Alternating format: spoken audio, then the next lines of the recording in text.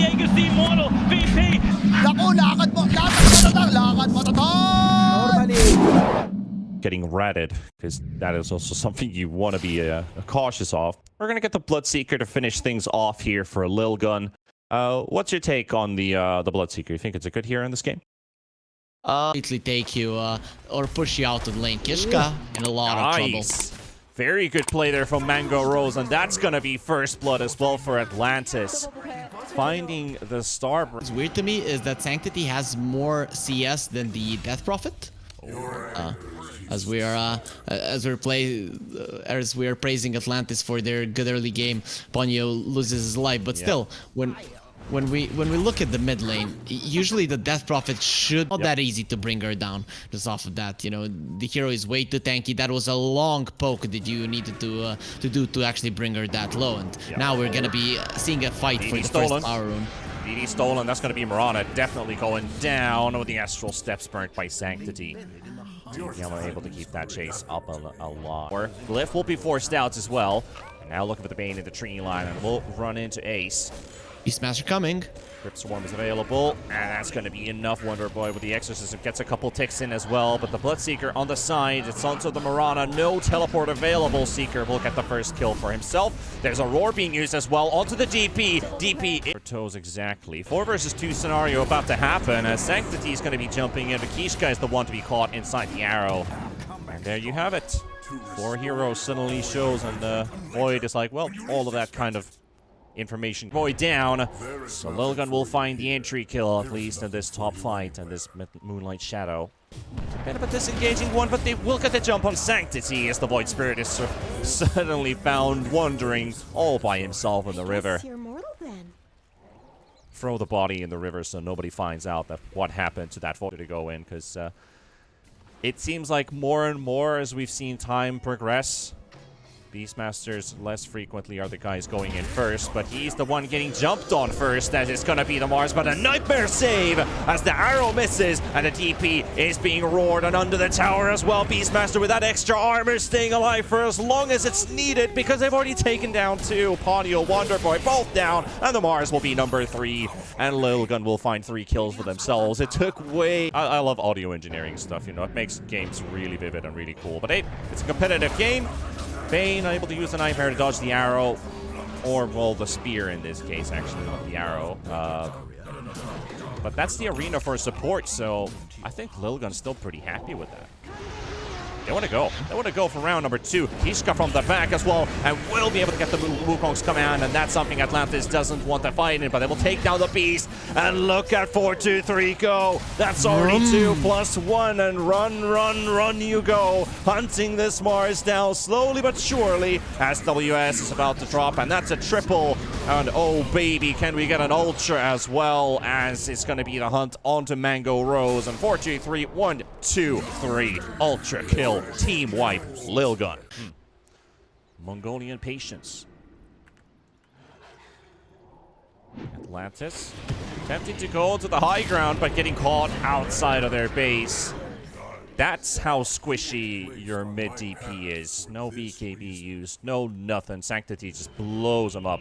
And the Centaurs are doing slow work, but good work. Towards the tier 3 tower, and here we go. The Beastmaster gets jumped on. Dawn coming in with the ulti. Arrow will connect despite the Nightmare attempt.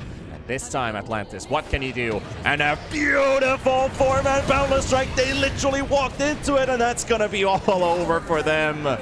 Oh my goodness. You know, it is things like that which you're kind of just looking at the, well, it's a piggy train, and they want to blow somebody up, but you're walking high ground blindly. You're going to get hit by a Boundless Strike to get a 4-man stun.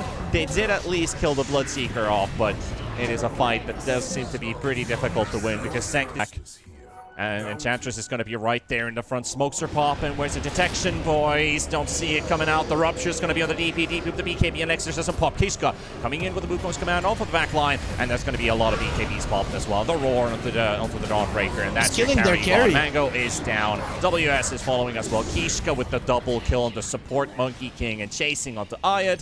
And there's also a caught Ponyo on the side. And hey, we'll just fiend script this guy because they called GG. And that will be game number 1 done and dusted and put in the bag by Lilgun. when your carry is dying to a Monkey King who, I mean, to be fair, has almost the same amount of net worth, but that don't want to be in the skin of Atlantis for this game. I think the way that they play this game is Wonder Boy. They secure all runes for him and the Grimstroke. I was expecting for you to say luscious and beautiful, but okay, I can go with that as well. Top lane though, WS. Maybe she's Maybelline. That's playing with audio files and making things sound so stupid, you know, stuff like that. I'm talking about YTP. They're awesome. I love it. Absolutely love it. Ponyo, though, not gonna be as lucky. He loses his career and his life.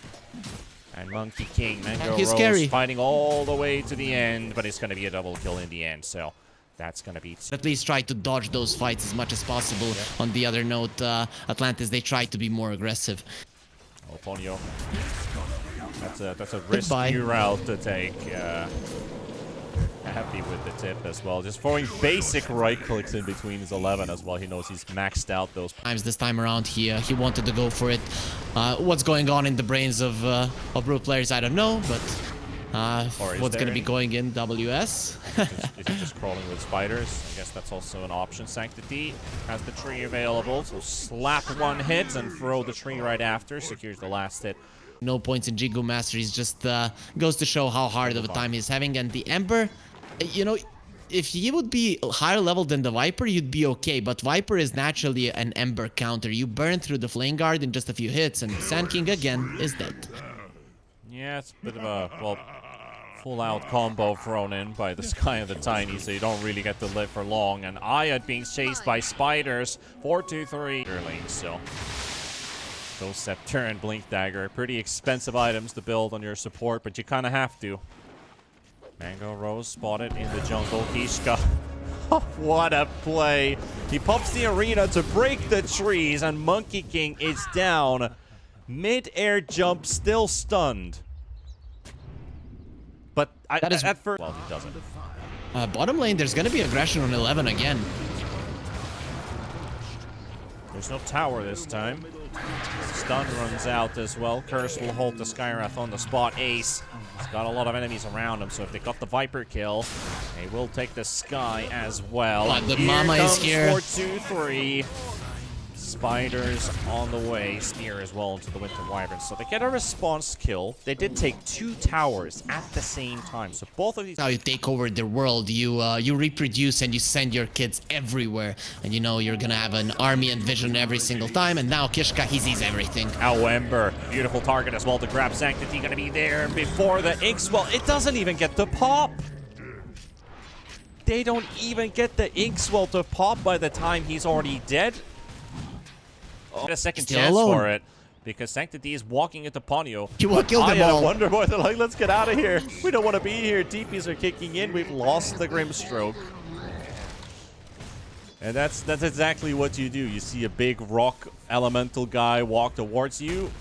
You don't challenge it. Epicenter being burnt though, and it's gonna go on the Skywrath. Sanctity getting to bully WS here, but Tiny's not gonna let go of his prize that he's found. Form of a Sand King. 3 punks walking in the grand scheme of things. It's just that Lilgun are still systematically taking everything. Now they took the mid lane tower, and the last outer tower is going to be the top one. Atlantis hasn't given a big team fight, but that is the tower where you're going to have to. The problem with the way that the game is going is that Lilgun are going to set themselves up for success. They'll push in the bottom lane and then come over. Or get a pick off and then come over. It doesn't really matter. King BKB, but he isn't even there. Monkey King teleports away just before the Mongolians arrive. He's coming to get there. There's an Orchid to cast as well on the Ponyo. Take down the Grimstroke. 4-2-3. We'll run into Wonder Boy and WS, but that's going to be a lot of... Next to them. If he gave in one right click, it would have been nice, but I think he's starting to feel bad. When you pick a Viper and the Broodmother against the enemies, you know, at some point you start feeling bad. Sand King dies outside of the arena, but the hitbox is too big. Coliseum is a big place, so... Ishka. Can Wonder Boy snipe him? Oh, doesn't get close enough with the slate. Unable to finish off the Mars. That just leaves us with one more lane to go.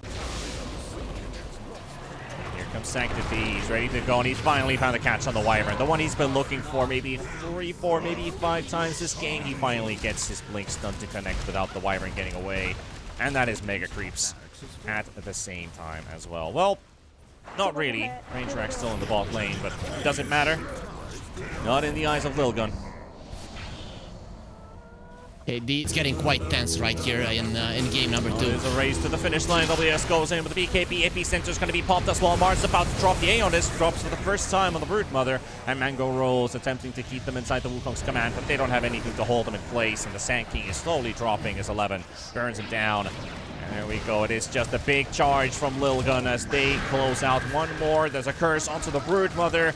And that will be the death. The first death of the Brood this game. Instant buyback from 4-2-3 as well. Let's finish up this game right here, right now.